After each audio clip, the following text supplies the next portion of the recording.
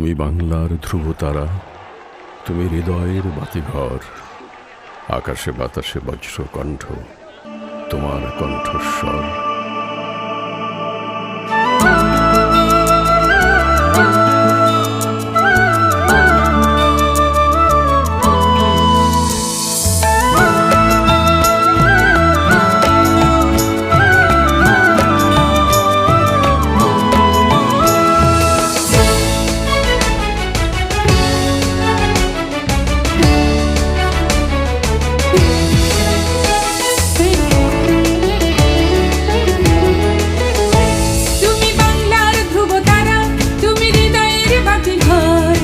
আকাশে বাতাসে বজ্র কণ্ঠ, তোমার কণ্ঠস্বর।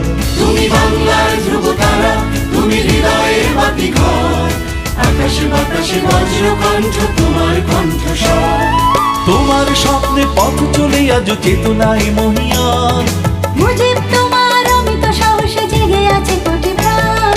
তোমার স্বপ্নে পথ চলে আজ চেতনায় মহিয়ান। মুজিব তোমার অমিত সাহসে জেগে আছে কোটি প্রাণ। তুমি বাংলার ধ্রুবতারা, তুমি হৃদয়ের বাতিঘর। আকাশে বাতাসে বজ্র কণ্ঠ, তোমার কণ্ঠস্বর।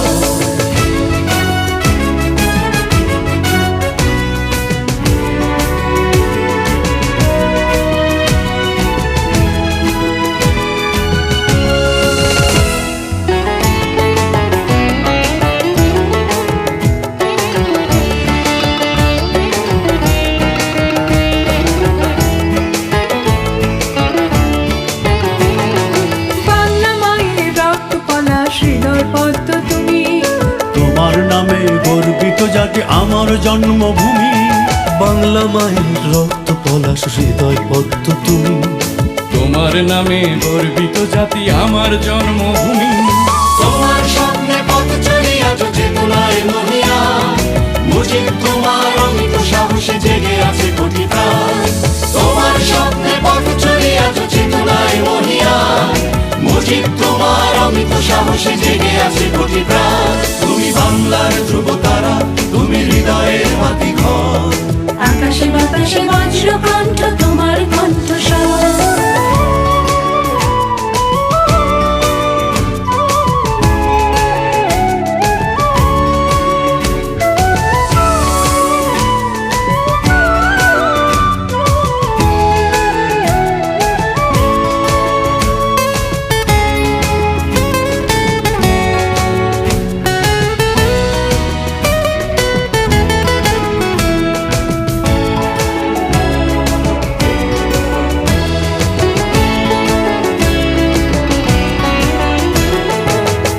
মেঘনা মধুমতি জলে স্মৃতির নাও ভাসে। তোমার মহিমা দিগন্তে দেখি মুক্তির নিঃশ্বাসে। পদ্মা মেঘনা মধুমতি জলে স্মৃতির নাও ভাসে। তোমার মহিমা দিগন্তে দেখি মুক্তির নিঃশ্বাসে। তোমার স্বপ্নে পথ চলে আজ চেতনায় মহিয়ান। মুজিব তোমার অমিত সাহসে জেগে আছে কোটি প্রাণ। তোমার স্বপ্নে পথ চলে আজ চেতনায় মহিয়ান। মুজিব তোমার অমিত সাহসে জেগে আছে কোটি প্রাণ। তুমি বাংলার ধ্রুবতারা, তুমি হৃদয়ের বাতিঘর। আকাশে বাতাসে বজ্র কণ্ঠ, তোমার কণ্ঠস্বর। তুমি বাংলার ধ্রুবতারা, তুমি হৃদয়ের বাতিঘর। আকাশে বাতাসে বজ্র কণ্ঠ, তোমার কণ্ঠস্বর।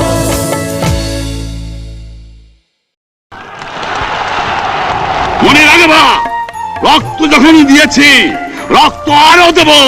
এদেশের মানুষকে মুক্ত করে ছাড়বো ইনশাআল্লাহ। এবারে সংগ্রাম আমাদের মুক্তির সংগ্রাম। এবারে সংগ্রাম স্বাধীনতার সংগ্রাম। বঙ্গবন্ধু পাকিস্তানের কারাগার থেকে স্বাধীন বাংলাদেশে 1972-এর 10ই জানুয়ারি ফিরে এলেন মুক্ত বীরের বেশে। আমার জীবনের স্বাদ আজ পূর্ণ হয়েছে। আমার বাংলা মানুষ আজ মুক্ত হয়েছে। বাংলাদেশ স্বাধীন সার্বভৌম রাষ্ট্র। বাংলাদেশ স্বাধীন থাকবে। বাংলাদেশকে কেউ দমাতে পারবে না। বঙ্গবন্ধুর সরকার দেশ স্বাধীনের মাত্র 1 বছরের মধ্যে জাতিকে একটা সংবিধান উপহার দিল, যে সংবিধানের মূল মন্ত্র ছিল গণপ্রজাতন্ত্রী বাংলাদেশ রাষ্ট্রের হবে 4টি মূল স্তম্ভ: গণতন্ত্র, সমাজতন্ত্র, জাতীয়তাবাদ ও ধর্মনিরপেক্ষতা। বঙ্গবন্ধুর পররাষ্ট্র নীতি ছিল সবার সঙ্গে বন্ধুত্ব, কারো সঙ্গে শত্রুতা নয়। আলজিয়ার্সের জোট নিরপেক্ষ সম্মেলনে বঙ্গবন্ধুর সঙ্গে দেখা হবার পর ফিদেল ক্যাস্ট্রো বলেছিলেন, আমি হিমালয় দেখিনি, কিন্তু শেখ মুজিবকে দেখেছি। ব্যক্তিত্বে ও সাহসে মানুষটি হিমালয়ের মতো। 1974 সালের 25শে সেপ্টেম্বর বঙ্গবন্ধু জাতিসংঘের সাধারণ পরিষদের অধিবেশনে যে মাতৃভাষার জন্য এদেশের মানুষ একদিন রক্ত দিয়েছিল, সে বাংলা ভাষায় ভাষণ দেন। একটি স্বাধীন দেশের স্বাধীন নাগরিক হিসাবে মুক্ত সম্মানজনক জীবনযাপনের অধিকার অর্জনের জন্য বাঙালি জাতি বহু শতাব্দী ধরে সংগ্রাম চালিয়ে এসেছে। শুধুমাত্র একটা স্বাধীন বাংলাদেশ রাষ্ট্র প্রতিষ্ঠায় বঙ্গবন্ধুর স্বপ্ন ছিল না, স্বপ্ন ছিল এ দেশটাকে সোনার বাংলা হিসেবে গড়ে তোলারও। কৃষিক্ষেত্রে ও গ্রামীণ অর্থনীতিতে তাই বেশ বড় রকম পরিবর্তনই আনতে চেয়েছিলেন বঙ্গবন্ধু। 25 বিঘা পর্যন্ত জমির খাজনা চিরদিনের জন্যে মাফ করে দিয়েছিলেন। বঙ্গবন্ধু চেয়েছিলেন সরকারি কর্মচারীরা হবে দেশের শাসক নন, সেবক। নিজে প্রায় মায়ের ভালোবাসার মতোই আবেগময় এক অকৃত্রিম ভালোবাসার সোনালী বন্ধনে যেন আবদ্ধ ছিলেন এদেশের জনগণের সঙ্গে। এক অন্য ধরনের রাজনীতি। আর কোনো নেতা জনগণকে এতটা ভালোবাসেননি, আর কোনো নেতাকেও জনগণ এতটা ভালোবাসেনি। নানা জটিলতার মধ্যে রাষ্ট্র পরিচালনা করতে যেয়ে বঙ্গবন্ধু হয়তো ক্রমশ বুঝতে পারছিলেন যে যুগ যুগ ধরে চলে আসা শোষণভিত্তিক ঔপনিবেশিক রাষ্ট্রীয় ও সামাজিক কাঠামোটায় কিছু বৈপ্লবিক পরিবর্তন আনা প্রয়োজন। দেশের বিভিন্ন রাজনৈতিক দলের সমন্বয়ে ও সকল মানুষকে নিয়ে বঙ্গবন্ধু তাই গঠন করলেন বাংলাদেশ কৃষক শ্রমিক আওয়ামী লীগ, সংক্ষেপে বাকশাল। ডাক দিলেন সমাজতন্ত্রমুখী দ্বিতীয় বিপ্লবের। কিন্তু এদেশের ধনী ও দক্ষিণপন্থী লোকজনের কাছে এই পরিবর্তনটা তেমন পছন্দের ছিল না। ঠান্ডা যুদ্ধের সেই সময়কার পৃথিবীতে আমেরিকার নেতৃত্বে পশ্চিমা ধনতান্ত্রিক শক্তি তৃতীয় বিশ্বের অনেক প্রগতিশীল নেতা ও রাষ্ট্রনায়ককে চক্রান্ত করে হত্যা করে। 60-এর দশকে কঙ্গোর প্যাট্রিস লুমুম্বা ও 70 দশকের প্রথমার্ধে চিলির আলেনদের মতো জনপ্রিয় নেতাদেরও হত্যা করা হয়। বঙ্গবন্ধু সবসময় বলতেন সাম্রাজ্যবাদের সঙ্গে তিনি আপোষ করবেন না, বলতেন প্রয়োজনে আলেনদের মতো শেষ হয়ে যাব, কিন্তু আপোষ করব না। খুব দয়ালু মানুষ ছিলেন বঙ্গবন্ধু। সবাইকে ভালোবেসেছেন, সবাইকে ক্ষমা করেছেন, কিন্তু সবাই কি ভালোবাসার যোগ্য? সবাই কি ছিল সন্দেহের ঊর্ধ্বে?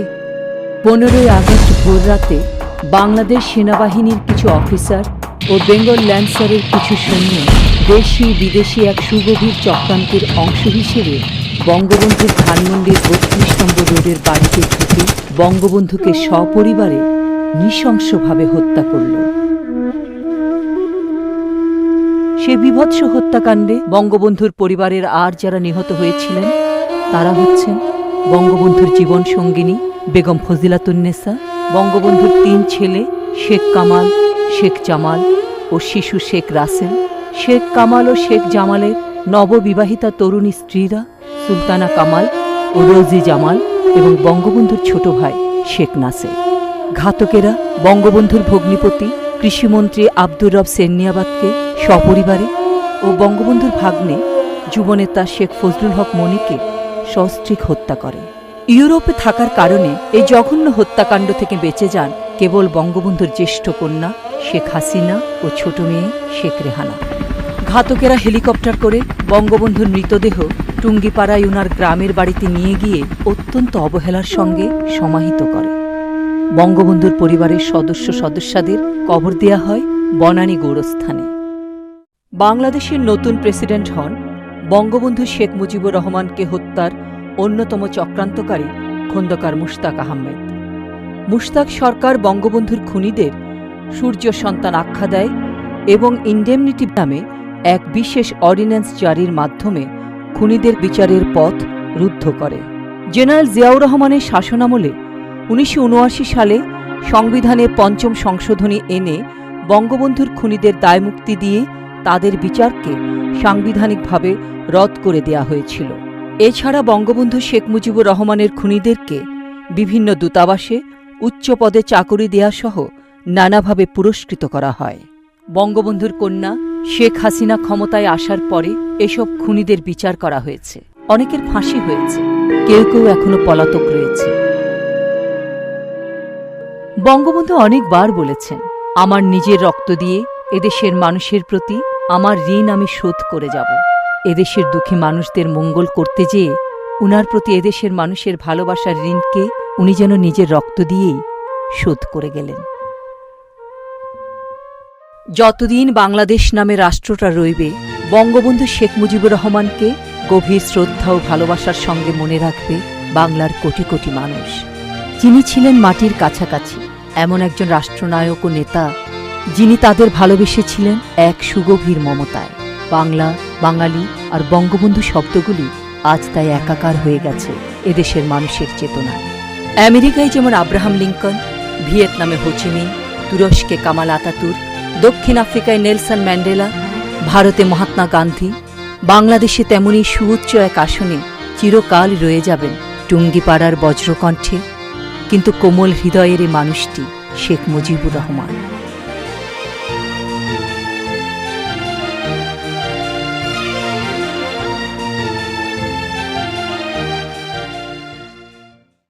সেদিন কেমন ছিল 15ই আগস্টের সেই ভোর, সেই রাত্রির বুক চেরা আমাদের প্রথম সকাল। সেদিন কিছুই ঠিক এমন ছিল না। সেই প্রত্যুষের সূর্যোদয় গিয়েছিল সহস্র যুগের কালো অন্ধকারে ঢেকে। কোটি কোটি চন্দ্রভূক অমাবস্যা তাকে গ্রাস করেছিল। রাত্রির চেয়েও অন্ধকার ছিল সেই অভিশপ্ত দিন। সেদিন আকাশ ছিল রক্তরঞ্জিত, মেঘ রক্তমাখা, রক্তে রক্তে ভেজে গিয়েছিল এই ঘাস। ভোরের শিউলি ফুল রক্তে ভিজে হয়েছিল জবা। সেদিন এই আকাশ আকাশ ছিল না, নদীও ছিল না নদী। সেদিন এমন ছিল না এই বৃক্ষরাজি, পত্রপুষ্প, নক্ষত্র, তারকা। সেদিন 15ই আগস্টের সেই ভোর ছিল ব্ল্যাকআউটের কালো কুচ্ছটিকা। সমুদ্রের বুকে রক্তস্রোত, যেদিকে তাকাই আমি চাপ চাপ রক্ত ছাড়া কিছুই দেখি না। যেখানে কান পাতি ভেসে আসে শিশু রাসেলের কাতর মিনতি, পানি। আরও আগে সেই যে প্রথম গুলির শব্দ শুনি, সেইগুলি তবে কি কর্নেল জামিলের বক্ষ ভেদ করে গেল বাংলার শ্যামল কুটি। আমি এই হত্যা, রক্তপাত কিছুই দেখিনি জাতির পিতার মৃত্যু। ছিঁড়বে সেই রক্তধারা। কোন জল্লাদের হাত এই কান্তিমান পুরুষের বুকে প্রথম ছুঁড়ল গুলি? রক্তাক্ত করল এই মানচিত্র, বিদ্ধ করল বাংলার হৃদয়। তবু ঘুম ভাঙা চোখে 15ই আগস্টের সেই ভোরে কোনোখানে আমি কিছুই দেখিনি, কিছুই শুনিনি। ভেবেছি এসব মিথ্যা, রাত্রির দুঃস্বপ্ন।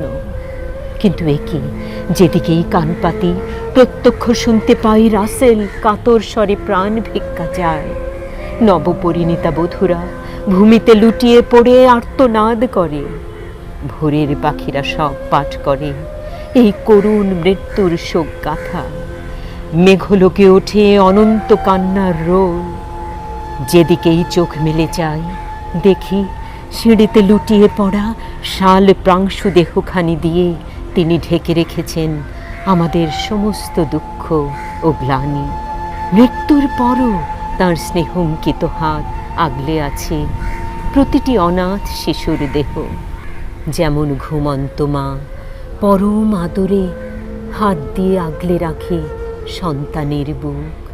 জাতির পিতা বঙ্গবন্ধু শেখ মুজিবুর রহমানের জন্ম শতবার্ষিকী উদযাপন জাতীয় বাস্তবায়ন কমিটির উদ্যোগে আয়োজিত আজকের এই আলোচনা সভা। 1975 সালের 15ই আগস্ট স্বাধীনতার অবিসংবাদিত নেতা, 1947 থেকে 1971 সংগ্রামের পরতে পরতে যার নাম, যিনি 1969 সালেই বলেছিলেন পাকিস্তানের পূর্বাংশের নাম হবে বাংলাদেশ, যার আনীত সংবিধানের সংশোধনী বিলের কারণে বাংলা হয়েছে রাষ্ট্রভাষা, সেই জাতির পিতা বঙ্গবন্ধু শেখ মুজিবুর রহমানকে তার আমৃত্যু ছায়াসঙ্গী বেগম ফজিলাতুন্নেসা মুজিব, মুক্তিযোদ্ধা পুত্র শেখ কামাল, শেখ জামাল, পুত্রবধূ সুলতানা কামাল, রোজি জামাল, শিশুপুত্র রাসেলকে নির্মমভাবে হত্যা করা হয়। এই হত্যাকাণ্ডে জিয়াউর রহমান গ্রিন সিগন্যাল দিয়ে জড়িত ছিলেন মর্মে সাংবাদিক লিফলুস মাস্কারেনহাস উল্লেখ করেছেন the unfinished revolution, the legacy of blood গ্রন্থে। এমনকি আত্মস্বীকৃত খুনিদের স্বীকারোক্তিও এই সত্যকে সুপ্রতিষ্ঠিত করে। জিয়াউর রহমান মেজর ডালিমকে চীনে করেন প্রথম সচিব। এইভাবে হত্যাকারীদের পদোন্নতি দিয়ে তিনি পুরস্কৃত করেছিলেন। খুনি খন্দকার মোশতাককে দিয়ে তিনি জারি করেন ইনডেমনিটি অর্ডিন্যান্স। পরবর্তীতে অবৈধ রাষ্ট্রপ্রধান হিসেবে এই ইনডেমনিটি অর্ডিন্যান্সকে তিনি আইনে পরিণত করেন, যেখানে বলা হয় 1975 সালের 15ই আগস্টের হত্যাকারীদের বিচার করা যাবে না, দেয়া হয় দায় মুক্তি। এই সংবিধান বিরোধী আইনটিকে নিশ্চিদ্র করবার জন্য জিয়াউর রহমান সংবিধানে আনেন 5ম সংশোধনী, যেখানে বলা হয় ইনডেমনিটি আইনকে কোনো বিচারিক আদালতে বা ট্রাইব্যুনালে চ্যালেঞ্জ করা যাবে না। সেদিন জাতির পিতা এবং তার স্বজনদের সাংবিধানিক অধিকার এবং আইনগত অধিকার বিচার পাবার এভাবেই কেড়ে নেওয়া হয়েছিল। আমাদের জাতির পিতার হত্যাকারীদের বিচার পেতে 35 বছর অপেক্ষা করতে হয়েছে। বঙ্গবন্ধুকে হত্যা করার পর চলে যুদ্ধাপরাধীদের পুনর্বাসন। জিয়াউর রহমান দালাল আইন বাতিল করে বঙ্গবন্ধুর সময়ে বিচারাধীন 12,000 যুদ্ধাপরাধী এবং সাজাপ্রাপ্ত 752 জন অপরাধীকে মুক্ত করে দেন। সেকেন্ড প্রোক্লেমেশন জারি করে রাজাকারদের সংসদ সদস্য হবার পথ করে দেন। চলে ইতিহাস বিকৃতির মহোৎসব। পাকিস্তানি হানাদার বাহিনী, রাজাকার আলবদর আল শামসের গণহত্যা, গণধর্ষণের চিত্র পাঠ্যপুস্তক থেকে উধাও হয়ে যায়। পাকিস্তানি হানাদার বাহিনী হয়ে যায় দখলদার বাহিনী, রেসকোর্সের ময়দান হয়ে যায় শিশু পার্ক। বঙ্গবন্ধুর প্রতিকৃতি নামিয়ে ফেলা হয়। 200টি প্রতিষ্ঠান থেকে বঙ্গবন্ধু তার স্বজনদের নাম মুছে ফেলা হয়। কুয়ের দোহাই দিয়ে বেছে বেছে কারা অভ্যন্তরে জিয়াউর রহমান আর্মি, নেভি এবং এয়ারফোর্সের মুক্তিযোদ্ধাদের ফায়ারিং স্কোয়াডে এবং ফাঁসির দড়িতে ঝুলিয়ে হত্যা করেন। তথ্যসূত্র the London Times, the New York Times, the Guardian. ঘটে জঙ্গিবাদের উত্থান। সুপরিকল্পিতভাবে প্রপাগান্ডা চালানো হয় যে বঙ্গবন্ধু নাকি একজন দক্ষ রাষ্ট্রনায়ক ছিলেন না, অথচ এই অর্বাচীনেরা জানেই না ইউএন তাকে দক্ষ রাষ্ট্রনায়কের স্বীকৃতি দিয়ে ড্যামেজেস এবং রিপেয়ার সার্ভে 17 পাতায় বলেছিল হাইলি অ্যাপ্রিসিয়েটেড বাংলাদেশের সাকসেস। প্রকৃতপক্ষে বঙ্গবন্ধুকে হত্যা করার মধ্য দিয়ে মুক্তিযুদ্ধের চেতনা, বাঙালি জাতীয়তা বোধ এবং অসাম্প্রদায়িকতাকে ওরা ধ্বংস করতে চেয়েছিল। কিন্তু ওরা জানে না এই ধ্বংসস্তূপের ভেতর থেকে স্ফুলিঙ্গের মতো জ্বলে উঠবে তার 2 কন্যা শেখ হাসিনা এবং শেখ রেহানা। জনগণকে সঙ্গে নিয়ে বঙ্গবন্ধু কন্যা শেখ হাসিনা প্রতিষ্ঠিত করবেন তুমি রবে সরবে, রবে সংগ্রামে, রবে বিপ্লবে, রবে বিজয়ে, রবে তারুণ্যে, রবে শক্তিতে। আজকের সভায় সভাপতিত্ব করবেন মাননীয় প্রধানমন্ত্রী, বাংলাদেশ আওয়ামী লীগের সভানেত্রী বঙ্গবন্ধু কন্যা শেখ হাসিনা। এবার বক্তব্য রাখবেন সড়ক পরিবহন ও সেতু মন্ত্রী জনাব ওবায়দুল কাদের। আমাদের ইতিহাসে রক্তাক্ত বিশ্বাসঘাতকতায় সবচেয়ে কালিমালিপ্ত অধ্যায় 75-এর আগস্ট ট্র্যাজেডি। 1975-এর 15ই আগস্ট রাতের শেষে মসজিদের মিনারে যখন আজানের ধ্বনি উচ্চারিত হচ্ছিল, তখন ঘাতকের বুলেট গর্জে উঠেছিল স্বাধীনতার তীর্থস্থান ধানমন্ডির 32 নম্বরে। যিনি 1000 বছরের আরাধ্য স্বাধীনতা এনে দিয়েছিলেন স্বাধীনতা তৃষ্ণায় কাতর জাতিকে, যিনি জীবনের হাজার হাজার রাত কাটিয়েছেন কারাগারের অন্ধকার প্রকোষ্ঠে, যার শ্রম, খাম, সাধনায় এ জমিনের উর্বরতা বেড়েছে। আজ তারই রক্তে রঞ্জিত বাংলার সবুজ জমি। দীর্ঘশ্বাসে বিদীর্ণ হয় সেদিনের ভোরের আকাশ। কি নির্মমতা, কি নিষ্ঠুরতা! নির্মমতার দিক থেকে এমন রাজনৈতিক হত্যাকাণ্ডের নজির পৃথিবীর ইতিহাসে দ্বিতীয়টি নেই। পৃথিবীর আর কোনো হত্যাকাণ্ডে অন্তঃসত্ত্বা নারী হত্যার শিকার হয়নি, অবুঝ শিশু টার্গেট হয়নি। সেদিন বন্দুক ঘেরা পরিবেশে স্বাধীন বাংলাদেশে স্থপতি জানাজা পড়ার সুযোগ দেওয়া হয় হাতে গোনা কয়েকজনকে। অদূরে দাঁড়িয়ে অসহায় আর্তনাদে নীরবে চোখের পানি ফেলেছিল হাজার হাজার শোকাতুর মানুষ। ইতিহাসের মহাবীর অন্তিম যাত্রায় পাননি সামান্যতম রাষ্ট্রীয় মর্যাদা। বিয়োগলে বেজে ওঠেনি শেষ বিদায়ের করুণ সুর। ৭৫ নির্মম হত্যাকাণ্ডের পরের ইতিহাস সবার জানা। রক্তমূল্যে অর্জিত সম্ভাবনাময় বাংলাদেশ চলতে শুরু করলো উল্টো রথে। মুক্তিযুদ্ধের চেতনা বুলুণ্ঠিত, মুক্তিযুদ্ধের মূল্যবোধ নির্বাসনে, বঙ্গবন্ধু হত্যাকারীদের সূর্য সৈনিক উপাধিতে ভূষিত করা হয়। হত্যাকাণ্ডকে বলা হয় ডক্ট্রিন অব নেসেসিটি। আত্মস্বীকৃত খুনিদের পুরস্কৃত করা হলো নিরাপদে দেশত্যাগের ব্যবস্থা করে, দূতাবাসে কূটনৈতিক পদমর্যাদা দিয়ে। রুদ্ধ করে দেওয়া হয় বঙ্গবন্ধু হত্যার বিচারের দ্বার। খুনিদের দায় মুক্তি দিয়ে পাশ করা হয় ইন্ডিমনিটি অধ্যাদেশ। এ অধ্যাদেশকে সংবিধানের ৫ম সংশোধনীর মাধ্যমে লাখ শহীদের রক্তমূল্যে অর্জিত বাংলাদেশের সংবিধানের অংশ করে নিলেন মুক্তিযুদ্ধেরই একজন সেক্টর কমান্ডার বলে পরিচিত সেনাপতি জিয়াউর রহমান। মুক্তিযুদ্ধের ভাবধারা থেকে বেরিয়ে দেশে শুরু হলো পাকিস্তানি ভাবধারার রাজনীতি। শুরু হলো স্বাধীনতা বিরোধীদের পুনর্বাসন। রাজনীতিতে ছড়িয়ে দেওয়া হয় সাম্প্রদায়িকতার বীজ বাষ্প। যুদ্ধাপরাধীদের মন্ত্রী বানিয়ে তাদের গাড়িতে লাল সবুজ পতাকা ওড়ানোর মতো অপরাজনীতি গেড়ে বসে। বন্ধ হয়ে যায় মুক্তিযুদ্ধের গৌরব গাথা প্রচার। রাষ্ট্রীয় প্রচার মাধ্যমে স্থপতি বাংলাদেশ রাষ্ট্রের স্বপ্নদ্রষ্টা হয়ে যান নিষিদ্ধ না, নিষিদ্ধ হয়ে যায় মুক্তিযুদ্ধের রণধ্বনি জয় বাংলা। নিষিদ্ধ হয়ে যায় মুক্তিযুদ্ধের উদ্দীপনা শক্তি। সর্বকালের সেরা ভাষণের অন্যতম ঐতিহাসিক ৭ই মার্চের ভাষণ। ৭৫ পরবর্তী দেশ বিরোধী শক্তির আর এক অপকৌশল ছিল ইতিহাস বিকৃতি। চরিত্র হননে ছোড়া দিয়ে ক্ষতবিক্ষত করার অপপ্রয়াস, অবমূল্যায়নের নরুন দিয়ে ছেদন করার অপচেষ্টা। মহান মুক্তিযুদ্ধের গৌরবময় ইতিহাস বঙ্গবন্ধুর কীর্তিময় অর্জন। গণতন্ত্রের মুখোশের আড়ালে চাপিয়ে দেওয়া হয় কারফিউ গণতন্ত্র। নির্বাচনের নামে প্রহসন জাতির ললাটে এঁকে দেয় কলঙ্ক দিল। ধর্মকে পুঁজি করে ধর্মভিত্তিক উন্মাদনা ছড়ানো হয় রাজনীতিতে।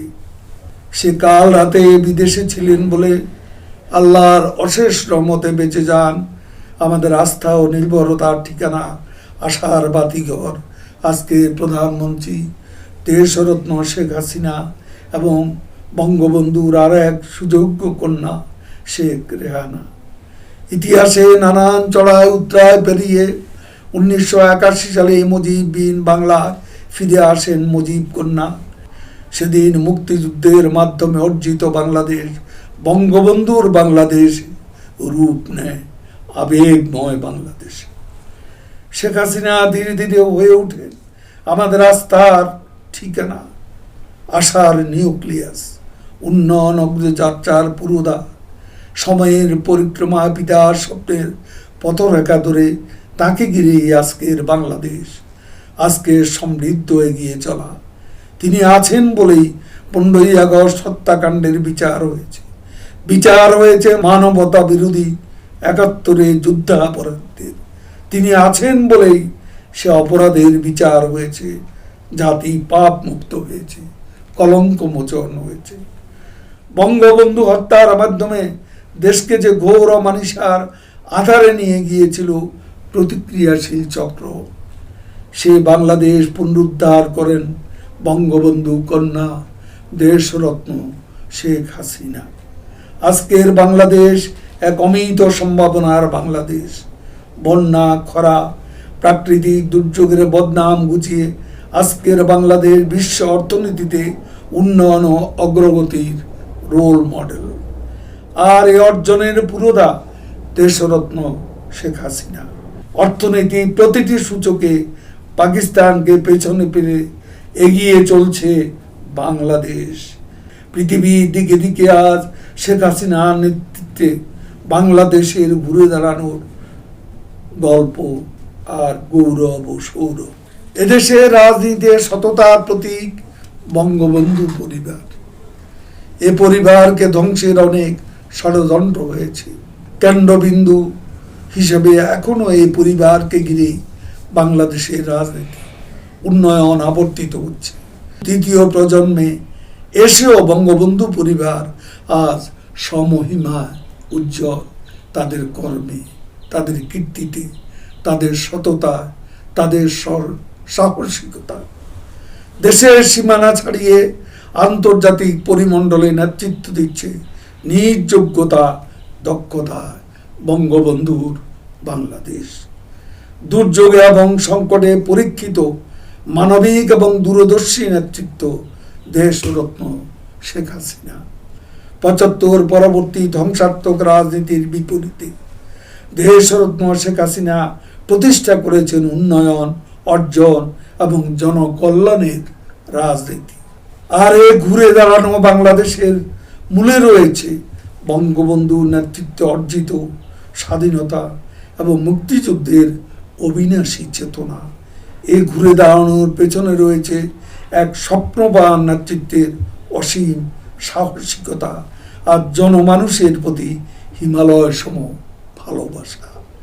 উন্নয়ন এবং স্বাধীনতাকামী এ জাতিকে দমিয়ে রাখার সাধ্য কারণে বঙ্গবন্ধু কন্যার হাত ধরে সমৃদ্ধ সোনার বাংলার স্বপ্ন তৈরি অচিরে নোঙ্গর করবে অর্জনের সোনালী বন্দরে। জয় হবে ইনশাল্লাহ, জয় আমাদের হবে।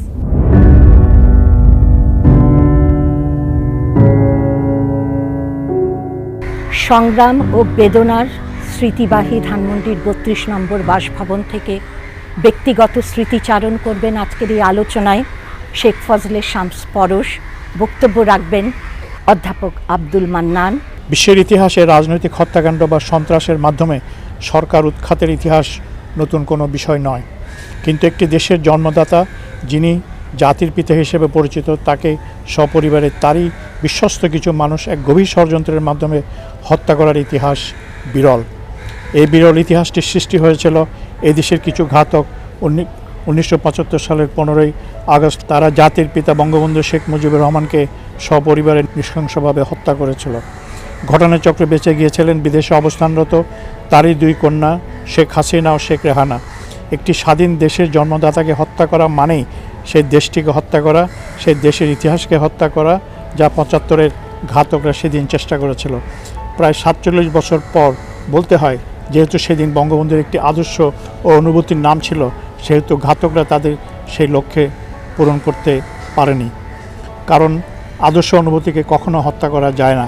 আজ বাংলাদেশ তারই কন্যা শেখ হাসিনার হাত ধরে এক অনন্য উচ্চতায়। 15 আগস্টের মর্মান্তিক হত্যাকাণ্ডে তাৎক্ষণিক কোনো ঘটে যাওয়া ঘটনা ছিল না। এটি ছিল একটি দীর্ঘ পরিকল্পনার একটি মর্মান্তিক সমাপ্তি। এই ষড়যন্ত্রের প্রথম অঙ্ক রচিত হয় 1971 সালের মুক্তিযুদ্ধ চলাকালে কলকাতায়। তখন প্রবাসী সরকারের পররাষ্ট্রমন্ত্রীর দায়িত্ব পালন করছিলেন বঙ্গবন্ধুর ঘনিষ্ঠ সহচর খন্দকার মুশতাক আহমেদ। সরকারের একটি গুরুত্বপূর্ণ দায়িত্বে থাকলেও তিনি চাননি পাকিস্তান থেকে আলাদা হয়ে একটি স্বাধীন বাংলাদেশের সৃষ্টি হোক। তিনি ছাড়াও সরকারের ভিতরে আরও কিছু গুরুত্বপূর্ণ ব্যক্তি ছিলেন যারা একই ধারণা পোষণ করতেন। জেনারেল জিয়া যদিও ঘটনাচক্রে মুক্তিযুদ্ধে অংশ নিয়েছিলেন, তিনিও পাকিস্তানে বিশ্বাসী ছিলেন। মুক্তিযুদ্ধ যখন তুঙ্গে, সেপ্টেম্বর মাসে মুশতাক কলকাতায় অবস্থিত মার্কিন কনসাল জেনারেল জর্জ গ্রিফিনের কাছে কুমিল্লা থেকে নির্বাচিত সংসদ সদস্য জহুরুল কাইয়ুমকে পাঠান একটি বার্তা দিয়ে। বার্তাটি হচ্ছে, তারা যদি ইয়াহিয়া খানের উপর চাপ সৃষ্টি করেন বঙ্গবন্ধুকে মুক্ত করে দেওয়া হয় তাহলে তিনি মুক্তিযুদ্ধ বন্ধ করে দেওয়ার জন্য প্রবাসী সরকারের উপর চাপ সৃষ্টি করবেন। মার্কিন প্রেসিডেন্ট রিচার্ড নিক্সনের পররাষ্ট্র সচিব হেনরি কিসিঞ্জার তার আত্মজীবনীমূলক গ্রন্থ দি হোয়াইট হাউস ইয়ার্স-এ তা উল্লেখ করেছেন। স্বাধীনতার পর বঙ্গবন্ধুকে হত্যা করার মূল পরিকল্পনাটা করা হয় ঢাকা সেনানিবাসে, যার মূল নায়ক ছিলেন খন্দকার মোশতাকের ঘনিষ্ঠ আত্মীয় খন্দকার আব্দুর রশিদ, মেজর শরীফুল হক ডালিম ও কর্নেল ফারুক রহমান। এরা মুক্তিযুদ্ধের একেবারে শেষ সময়ে নভেম্বর ও ডিসেম্বর মাসে এসে প্রবাসী সরকারের সঙ্গে যোগ দেন এবং সরকারের প্রধানমন্ত্রী তাজউদ্দিন আহমেদ তাদেরকে যুদ্ধ ফ্রন্টে না পাঠিয়ে দাপ্তরিক কাজে নিয়োজিত করেন। ঢাকা সেনানিবাসে তাদের সঙ্গে ঘনিষ্ঠভাবে যুক্ত হয়েছিলেন সেনাবাহিনীর উপপ্রধান জেনারেল জিয়া। 1975 সালের মার্চ মাসে কর্নেল রশিদ ও কর্নেল ফারুক রহমান জিয়ার সঙ্গে একাধিকবার দেখা করে বঙ্গবন্ধুকে ক্ষমতাচ্যুত করার পরিকল্পনা জানান। জবাবে জিয়া তাদের জানান তাদের পরিকল্পনার প্রতি তার সমর্থন রয়েছে, তবে তিনি একজন সিনিয়র অফিসার হিসেবে সরাসরি পরিকল্পনা বাস্তবায়নে অংশ নিতে পারবেন না। প্রজাতন্ত্রের একজন দায়িত্বশীল কর্মকর্তা হিসেবে জিয়ার উচিত ছিল বিষয়টি তার ঊর্ধ্বতম কর্মকর্তাদের জানানো, যা তিনি জানাননি। ঘটনার কয়েক মাস আগে জিয়াকে পূর্ব জার্মানিতে রাষ্ট্রদূত নিয়োগ করা হয়েছিল, তবে তিনি কয়েকজন সিনিয়র আওয়ামী লীগ নেতার সহায়তায় তার এই পদায়ন বাতিল করতে সক্ষম হন। এই সময় দেশে একটি গুজব তৈরি করা হয় যে বাংলাদেশ থেকে প্রচুর পরিমাণের খাদ্যশস্য ভারতে পাচার হচ্ছে। ভারতে খাদ্য পাচার বিষয়টি যেন সত্য না হয় তার জন্য বঙ্গবন্ধু 1974 সালের এপ্রিল থেকে সীমান্তে সেনাবাহিনী মোতায়েন করেন, যার দায়িত্বে ছিলেন জেনারেল জিয়া। এই সময় বাংলাদেশ পরিকল্পনা কমিশনের উপপ্রধান ছিলেন বঙ্গবন্ধুর একান্ত ঘনিষ্ঠ ডক্টর নুরুল ইসলাম।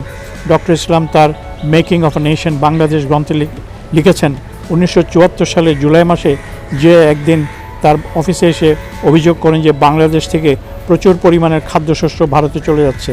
জিয়ার পরিসংখ্যানের বিপরীত ঝানু অর্থনীতিবিদ ডক্টর নুরুল ইসলাম প্রমাণ করে দেন যে বাংলাদেশের রাস্তাঘাট ও মজুদ খাদ্যশস্যের বাস্তব মজুদের প্রেক্ষাপটে এই পরিমাণের খাদ্য চোরাচালান সম্ভব নয়। একটি সদ্য স্বাধীন রাষ্ট্রের স্থপতিকে ক্ষমতাচ্যুত করতে বা হত্যা করার জন্য একটি ক্ষেত্র তৈরি করতে হয়। এই ক্ষেত্র তৈরিতে এগিয়ে আসেন আওয়ামী লীগের প্রতিষ্ঠাতা সভাপতি ন্যাপ ভাসানীর প্রধান মৌলানা আব্দুল হামিদ খান ভাসানী। মৌলানা ভাসানী নিরলসভাবে দেশে ভারত বিরোধী প্রচারণা চালাতে থাকেন। বাংলাদেশের চালসহ সব কিছু ভারতে পাচার অব্যাহত রয়েছে, তার হক কথায় সংবাদটি ধারাবাহিকভাবে প্রচারিত হতে থাকে। তাকে সমর্থন করে আওয়ামী লীগ থেকে বিচ্ছিন্ন হয়ে নবগঠিত সন্ত্রাস নির্ভর রাজনৈতিক দল জাসদ। এই দুটি রাজনৈতিক দলই হয়ে ওঠে গুজবের কারখানা। হক কথার পাশাপাশি জাসদ প্রকাশ করে দৈনিক গণকণ্ঠ। উদ্দেশ্য একটাই, বঙ্গবন্ধু সরকারকে খাটো করা। জাসদ সরকারের বিরুদ্ধে যুদ্ধ করার জন্য গঠন করে সশস্ত্র সন্ত্রাসী দল গণবাহিনী। বঙ্গবন্ধুর ঘাতকদের সঙ্গে মার্কিন গোয়েন্দা সংস্থা সিআইএর সঙ্গে নিবিড় যোগাযোগ ছিল এবং যোগাযোগটি ছিল জেনারেল জিয়ার মাধ্যমে।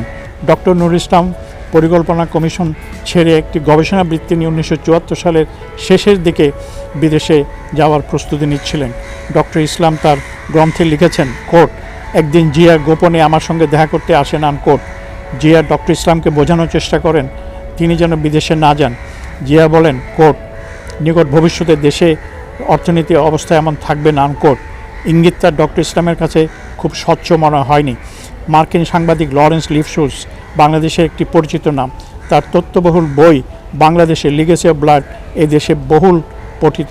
লিফশুলস সিআইএর অবমুক্ত করা দলিলের উদ্ধৃতি দিয়ে এক প্রবন্ধে লিখেছেন, কোট, 15 আগস্টের 7 থেকে 10 দিন আগে ঢাকায় একটি ডিনারের অনুষ্ঠিত হয়। সেই ডিনারে মাত্র 6 জন ব্যক্তি উপস্থিত ছিলেন। তারা হলেন ঢাকায় মার্কিন দূতাবাসের অবস্থিত সিআইএর স্টেশন কমান্ডার ফিলিপ চেরি ও তার স্ত্রী, ডিনারের নিমন্ত্রণকর্তা ও তার স্ত্রী, জেনারেল জিয়া ও তার স্ত্রী। সে রাতে ডিনারের আগে ও পরে হোস্টের বাগানে চেরি ও জিয়া দীর্ঘ সময় ধরে নিভৃতে আলাপ করেন। লিফশুলস তার অনুসন্ধানী ভিত্তিতে মন্তব্য করেন, quote, the evidence increasingly points to the fact that Zia was one of the principal architects of the coup and played a much more significant role than Khondaker Mostaq Ahmed. তিনি এই বক্তব্যটি 2018 সনের ঢাকার একটি জাতীয় দৈনিকে এই প্রবন্ধটি তিনি লিখেছিলেন। বঙ্গবন্ধু হত্যাকাণ্ডের পর পাকিস্তানের সামরিক গোয়েন্দা সংস্থা ISI এর একটি নিবিড় সম্পর্ক ছিল। জিয়া 18 বছর বয়সে পাকিস্তান সেনাবাহিনীতে কমিশন লাভ করেন। তার প্রথম পদায়ন ছিল আইএসআইতে। তিনি সেখানে 1964 সাল পর্যন্ত দক্ষতার সঙ্গে দায়িত্ব পালন করেন। তখন তার বস ছিলেন জেনারেল জিয়াউল হক, পরবর্তীকালে পাকিস্তানের প্রেসিডেন্ট ও সেনা শাসক। জিয়া কখনও পাকিস্তানের সঙ্গে এই সম্পর্ক ছিন্ন করেননি। জিয়ার সঙ্গে এই সম্পর্কে পুঁজি করে পাকিস্তানের গোয়েন্দা সংস্থা উত্তর পূর্ব ভারতে বিচ্ছিন্নতাবাদীদের সহায়তা করেছেন, যা তার স্ত্রী বেগম জিয়ার শাসনেও বজায় ছিল। বঙ্গবন্ধুকে যে হত্যা করার একটি গভীর ষড়যন্ত্র চলছে, সেই সম্পর্কে ভারতের গোয়েন্দা সংস্থা বঙ্গবন্ধুকে একাধিকবার সতর্ক করে। তিনি গুরুত্ব দেননি। তিনি বাঙালিকে অসম্ভব বিশ্বাস করতেন। 1985 সালে ব্রিটিশ সাংবাদিক সলিল ত্রিপাঠী ঢাকায় ফারুক রহমানের কাছে জানতে চেয়েছিলেন 10 বছরের বয়সী রাসেলকে কি হত্যা করাটা জরুরি ছিল? জবাবে ফারুক জানিয়েছিলেন দরকার ছিল, কারণ তারা শেখ মুজিবের কোনো উত্তরাধিকার রাখতে চাননি। বঙ্গবন্ধুকে সপরিবারে হত্যা করার পর জিয়া কর্তৃক সংবিধানে ইনডেমনিটি আইন সংযোজন করার কারণে দীর্ঘ 21 বছর ঘাতকদের কোনো বিচার করা সম্ভব ছিল না। 1996 সালে বঙ্গবন্ধু কন্যা ক্ষমতায় আসার পর এই বিল রহিত করেন এবং পরে ঘাতকদের বিচার শুরু হয়। আবার 2001 সালের পর বেগম জিয়া ক্ষমতায় এসে এই বিচার কার্য বন্ধ করে দেন। 2009 সালে শেখ হাসিনা পুনরায় ক্ষমতায় এসে এই বিচার কার্য শেষ করেন। 75-এর সব শহীদদের প্রতি বিনম্র শ্রদ্ধা। আল্লাহ তাদের সবাইকে বেহেশত নসিব করুন। জয় বাংলা, জয় বঙ্গবন্ধু। বাংলাদেশ চিরজীবী হোক।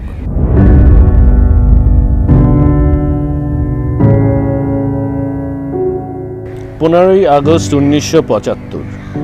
উষার আলো তখনও আজানের ধ্বনি ভেদ করে বের হতে পারেনি।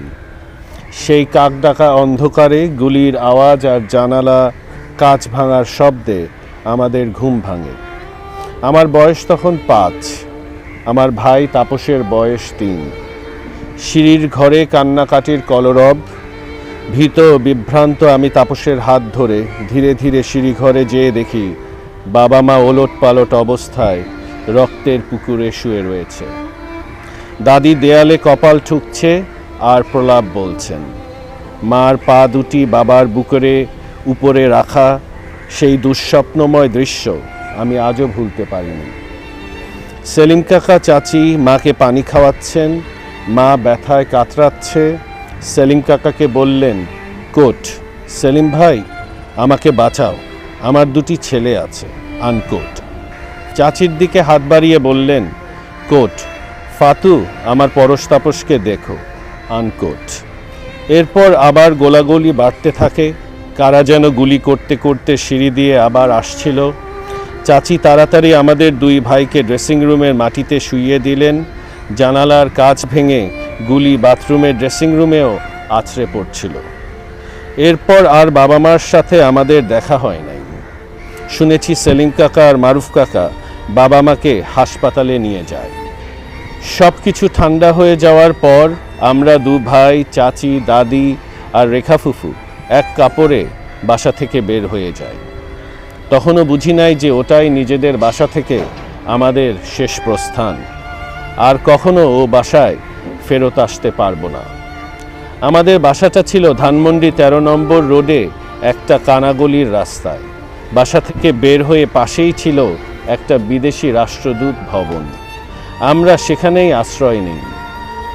ওখান থেকে আমরা দেখতে পাই আমাদের বাসায় খুনিদের আনাগোনা, লুটতরাজ। তারপর শুরু হয় আমাদের ভবঘুরে জীবনযাপন, এক এক দিন এক এক বাসায়। আশ্রয়ার্থী হয়ে এভাবেই চলতে থাকে কয়েক মাস। খুনিরা আমাদের খুঁজছিল, কয়েকটা বাসায় ওরা রেইডও দিয়েছিল। 15ই আগস্টের পরে অনেকে আমাদের আশ্রয় দিতে ভয় পেতেন। মঞ্জু খালার বাসায় ও আমার চাচির আব্বা মরহুম সুলতান আহমেদ চৌধুরীর বাসায় আমরা আশ্রয় নিয়েছিলাম এবং সেই বাসায় খুনিরা রেইডও করেছিল। চাচির বড় বোন আনু খালার 5 বছর বয়সী মেয়ে লিমাকে অপহরণ করে নিয়ে যাওয়ার চেষ্টাও করেছিল। পরে অনেক কষ্ট করে এবং ধস্তাধস্তি করে লিমাকে ছিনিয়ে আনতে সক্ষম হয় ওর বাবা আজাদ আঙ্কেল। চাচির মেজ ভাই বাচ্চু মামাকেও কর্নেল শাহরিয়ার তুলে নিয়ে যায়, আর তাকে পাওয়া যায়নি। এমনকি তার লাশটাও ওরা ফেরত দেয়নি। তখন আমাদের কেউ বাসা ভাড়া দিতে চাইতো না। কয়েক মাস পরে অনেক কষ্টে রেবা ফুফু আরামবাগে আমাদের জন্য একটা বাসা ভাড়া নেয়।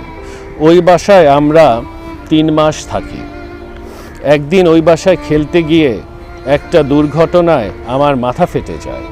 বাসায় ডাক্তার এনে মাথায় সেলাই দিতে হয়েছিল, কারণ হাসপাতালে নেওয়ার সাহস পায় নাই আমার দাদি ফুপুরা। ততদিনে আমাদের কাকা মামারা জীবন বাঁচাতে ভারতে পালিয়ে গেছেন, কারণ এদেশে তাদের প্রাণ বাঁচানো কঠিন হয়ে দাঁড়িয়েছিল। আমরাও প্রস্তুতি নেওয়া শুরু করলাম। প্রস্তুতিটা বেশ কঠিন ছিল। প্রথমত বর্ডার দিয়ে লুকিয়ে যেতে হবে, কারণ ধরা পড়লে জানে মেরে ফেলবে। প্রথম প্রচেষ্টায় আমরা যাওয়ার চেষ্টা করেও যেতে পারি নাই। আগরতলা বর্ডারের একদম পাশে যে বাসায় আমরা আশ্রয় নিয়েছিলাম, তারা আমাদের গবাদি পশুর সাথে গোয়াল ঘরে থাকতে দিয়েছিল। তারা আমাদের ধরিয়ে দেওয়া আর লুট করার পরিকল্পনাও করছিল। দাদি আড়ি পেতে সেই পরিকল্পনার কথা শুনতে পেয়ে পরের দিন সকালে সব রেখে আমাদের নিয়ে পালিয়ে ফেরত আসেন।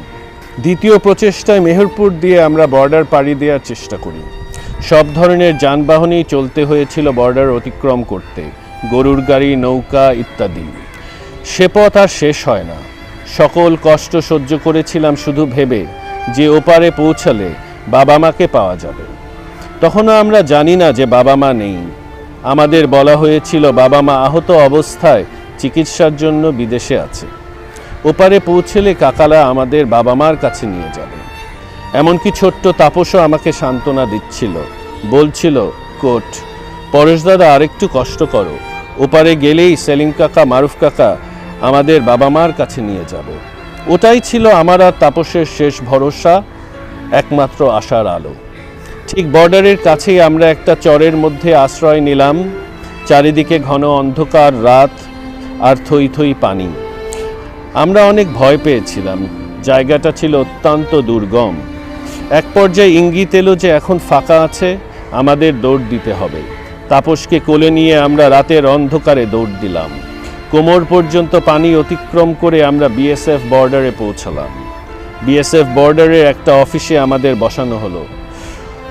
অবশেষে সেলিম কাকা আর হাসনাত মামাকে দেখে আমাদের আনন্দ আর ধরে না।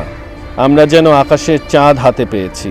আমাদের সকল কষ্টের এখন সমাপ্তি ঘটবে এবং আমাদের বাবা মার কাছে নিয়ে যাবে।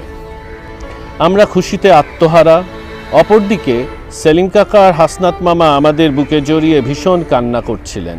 তাদের কান্না দেখে আশেপাশে উর্দি পরা অফিসাররাও চোখের অশ্রু ধরে রাখতে পারছিল না সেদিন। মনে হয় 1979 সালে দেশে ফেরার আগ পর্যন্ত আশা করতাম বাবা মাকে কোনো একদিন ফেরত পাব। একসময় বুঝতে পারলাম যে বাবা মা বিদেশে থাকার গল্পটা একটা অলীক কল্পনা। 1979 সাল। ততদিনে ধীরে ধীরে আমরা অভ্যস্ত হয়ে গেলাম বাবা মা ছাড়া জীবনে। এর মধ্যে বাংলাদেশে ফিরে আসার ব্যবস্থাও নেওয়া হলো। ফিরে আসার সময় সবচেয়ে বড় কষ্টটা ছিল কঠোর বাস্তবতার অনুধাবন। বাবা মা আসলে কোথাও নেই, তারা হয়ে হারিয়ে গেছে হাজারো তারার ভিড়ে।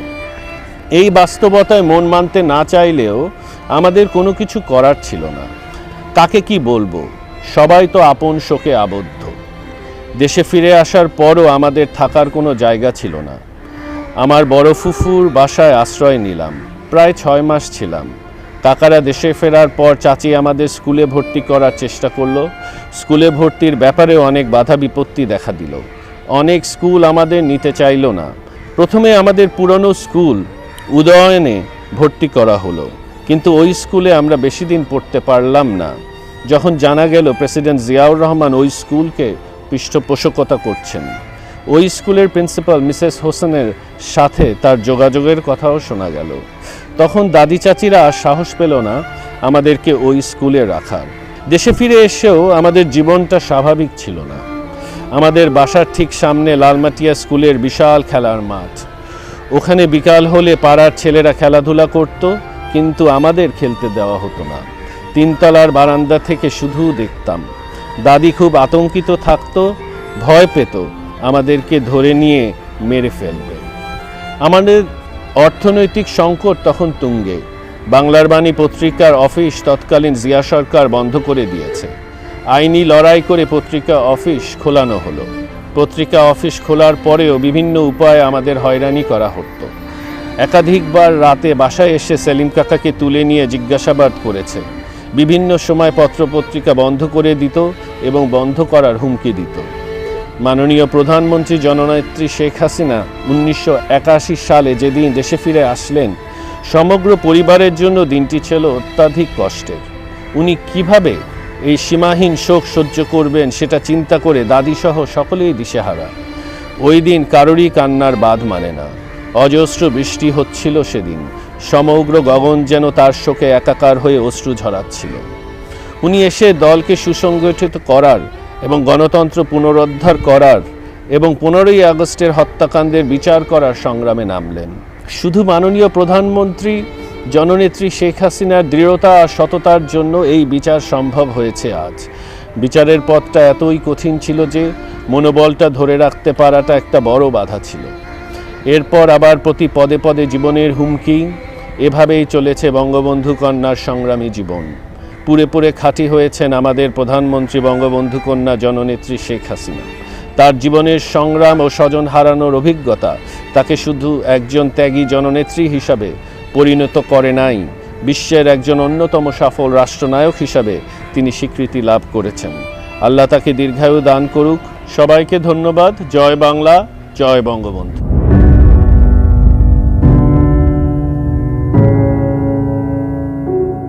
আমাদের কাছে এখনো ছোট্ট রাসেল যেন সময়ের ফ্রেমে বন্দি।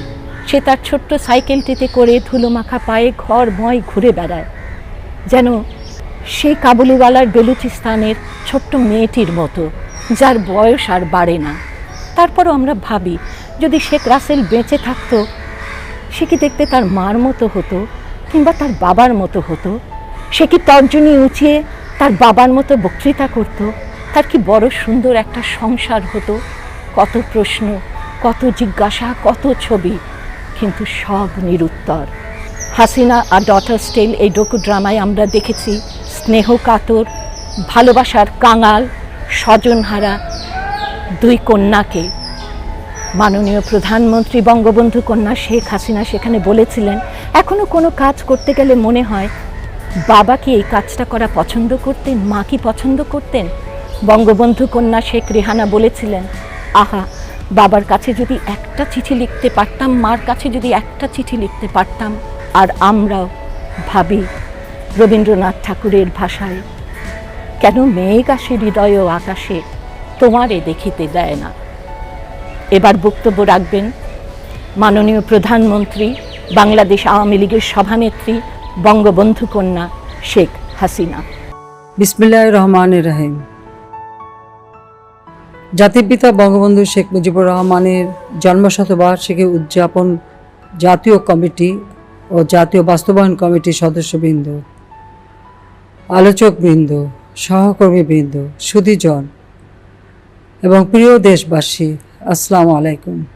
আজকে আমরা আমাদের মহান নেতা জাতির পিতা বঙ্গবন্ধু শেখ মুজিবুর রহমান এবং তার পরিবারবর্গ 1975 সালের এই দিনে যারা শাহাদাত বরণ করেছেন, ঘাতকের নির্মল বুলেটের আঘাতে আমরা যাদের হারিয়েছি, সেই শোক দিবস উপলক্ষেই আজকে এখানে আলোচকবৃন্দ বিভিন্ন আলোচনা করেছেন, এর তাৎপর্য বিশেষভাবে তুলে ধরেছেন। এই দিনটি আমাদের জন্য শোকের দিন, কষ্টের দিন, কিন্তু সবচেয়ে বড় কথা হলো যে বাঙালি জাতির জন্য সব হারানোর দিন, শোকের দিন। 75 সালের 15ই আগস্ট ধানমন্ডির বাড়িতে বাংলাদেশের স্থপতি জাতির পিতা বঙ্গবন্ধু শেখ মুজিবুর রহমান রাষ্ট্রপতি তাকে নির্মমভাবে হত্যা করে। একই সাথে হত্যা করেছে আমার মা বেগম ফজিলাতুন্নেসা মুজিবকে, আমার ভাই ছোট মুক্তিযোদ্ধা ক্যাপ্টেন শেখ কামাল, লেফটেন্যান্ট শেখ জামাল এবং আমার ছোট্ট ভাইটি 10 বছরের রাসেলকে। আমার চাচা মুক্তিযোদ্ধা শেখ আবু নাসের তাকেও নির্মমভাবে হত্যা করেছে। কামাল জামালের নবপরিণীত বধূ, যাদের হাতের মেহেদি রঙও তখনও মোছেনি, সুলতানা কামাল পারভিন জামাল রুজিকে নির্মমভাবে হত্যা করে। আমার বাবার মিলিটারি সেক্রেটারি ব্রিগেডিয়ার জামিল তাকে হত্যা করে। পুলিশ অফিসার এসবির সিদ্দিকুর রহমানকে হত্যা করে। একই সাথে আমার ফুপা আব্দুর রব সানিয়াবাদ কৃষিমন্ত্রী, তার বাসা আক্রমণ করে তাকে হত্যা করে। তার 13 বছরের মেয়ে বেবি, 10 বছরের ছেলে আরিফ, তার 4 বছরের নাতি সুকান্ত, ভ্রাতুষ্পুত্র শহীদ সানিয়াবাদ, ভাগ্নে রিন্টু সহ ওই বাড়িতে আরও সদস্যদের নির্মমভাবে হত্যা করে। আমার মেজ ফুপুর বাড়িতে আক্রমণ করে শেখ ফজলুল হক মনি মুক্তিযোদ্ধা এবং বাংলা বাণীর সম্পাদক তাকে এবং তার অন্তঃসত্ত্বা স্ত্রী আরজুমণিকে। এভাবে একটা দিন এতগুলি মানুষকে 3টি বাড়িতে আক্রমণ করে হত্যাকাণ্ড চালিয়েছিল ঘাতকের দল। আমি 15ই আগস্টে যারা শাহাদাত বরণ করেছেন তাদের আত্মার মাগফিরাত কামনা করি এবং দেশবাসীর কাছে আমি তাদের জন্য দোয়া চাই। বাংলাদেশ স্বাধীন দেশ, জাতির পিতার আহ্বানে সাড়া দিয়ে দেশের মানুষ অস্ত্র তুলে নিয়ে দেশ স্বাধীন করেছিল। লাখো শহীদের রক্তের বিনিময়ে আমরা স্বাধীনতা পেয়েছি। আজকের দিনে আমি সে 30 লক্ষ শহীদ এবং 2 লক্ষ মা বোনকে স্মরণ করছি। বাংলাদেশের মানুষ যারা সারাটা জীবন শোষণ বঞ্চনার শিকার, যারা নির্যাতন নিপীড়নের শিকার, তাদের মুক্তির জন্যই জাতির পিতা তার জীবনটাকে উৎসর্গ করেছিলেন। পরাধীনতার নাগপাশ থেকে বাংলার মানুষকে মুক্তি দিয়ে একটা উন্নত জীবন যেন তারা পায়, সেটাই জাতির পিতার একমাত্র লক্ষ্য ছিল। তিনি চেয়েছিলেন এদেশের ক্ষুধার্ত বুভুক্ষ নরনারী, যাদের পরনের ছিন্ন কাপড়, যারা চিকিৎসা থেকে বঞ্চিত, শিক্ষার আলো থেকে বঞ্চিত, তাদের জীবনটাকে সুন্দরভাবে গড়ে তোলা। তাই তিনি তার নিজের জীবনটাকে উৎসর্গ করেছিলেন বাংলার মানুষের কল্যাণের জন্য, তাদের অর্থনৈতিক মুক্তির জন্য, ক্ষুধা দারিদ্র থেকে মুক্তি দেওয়ার জন্য। বাঙালি জাতি যেন বিশ্ব দরবারে মাথা উঁচু করে চলতে পারে। তিনি নিজের জীবনে কিছু চাননি, নিজের জীবনটাকে সম্পূর্ণ উৎসর্গ করেছিলেন এবং এই সংগ্রাম করতে গিয়ে বছরের পর বছর তাকে কারাবরণ করতে হয়। জীবনের সবথেকে মূল্যবান সময়টিকে তিনি কারাগারের সে অন্ধকার প্রকোষ্ঠে কাটিয়েছিলেন। বারবার তাকে হত্যার চেষ্টা করা হয়, ফাঁসি দিয়ে হত্যার চেষ্টা করা হয়, মিথ্যা মামলা দিয়ে হয়রানি করতে হয়।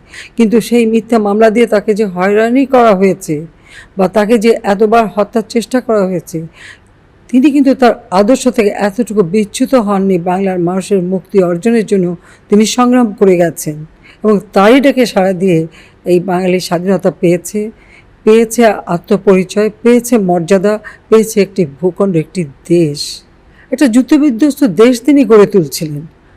মাত্র 3.5 বছর হাতে সময় পেয়েছেন।